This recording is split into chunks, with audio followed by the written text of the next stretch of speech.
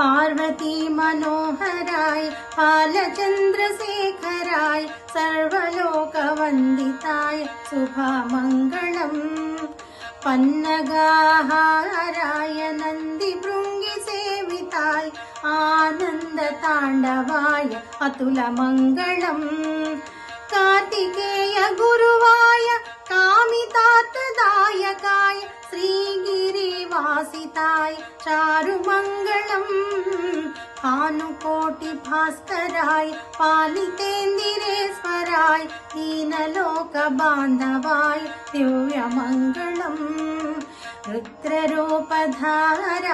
रुद्राक्षमालिकाय स्फटिकसदृशदेहाय सुप्रमङ्गलम्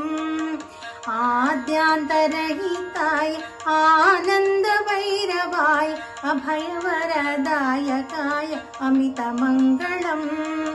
विनतभक्तरक्षकाय विमतदैत्यशिक्षकाय भक्तजनमोदकाय भव्यमङ्गलम् महामहितान्विताय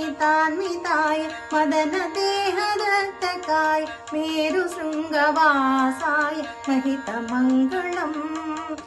आगमान्तस्तुत्याय योगिहृदयसंस्थिताय भोगिराजकङ्कणाय भूरिमङ्गलम् कालगर्भभञ्जनाय कलिजनैकरञ्जनाय श्रीनीलकण्ठाय सर्वमङ्गलम् कालगर्भभञ्जनाय कलिजनैकरञ्जनाय श्रीनीलकण्ठाय सर्वमङ्गलम् अतुलमङ्गलम् दिव्यमङ्गलम् अमितमङ्गलम् महितमङ्गलम्।